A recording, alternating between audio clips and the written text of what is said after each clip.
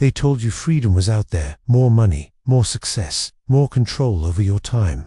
But Carl Jung would have laughed at that illusion. True freedom isn't about escaping the world. It's about escaping the prison you built inside yourself without even knowing it. That's the part no one tells you. Most people are stuck because they're looking for answers in the wrong places. They chase quick fixes, motivational slogans, and external validation, never realizing that the real transformation begins in the one place they've been avoiding: their own inner world.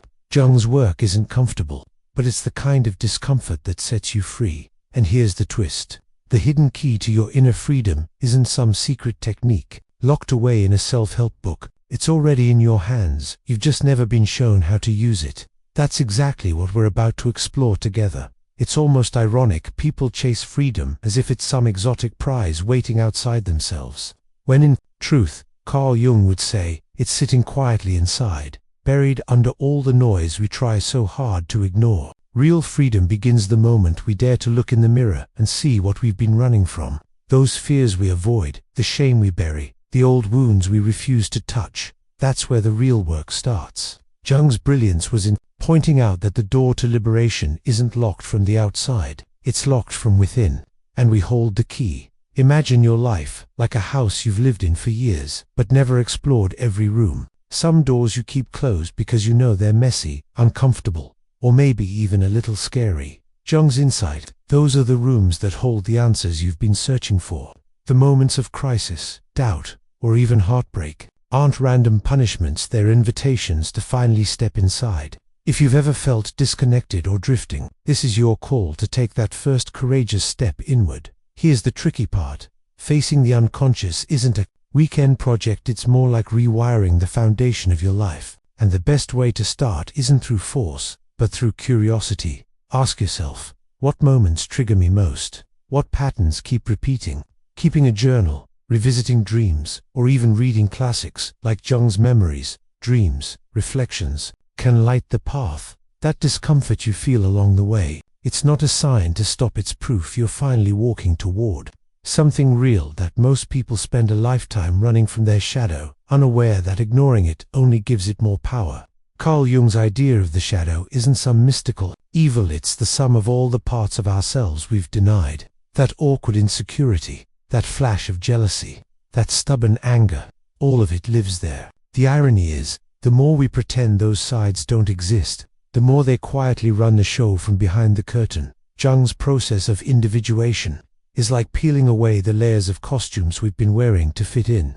Society teaches us to smile, perform, and present only the polished parts of ourselves. But individuation calls for something braver, to accept both the light and the dark. Imagine taking back control of your life, simply by no longer needing to hide pieces of who you are.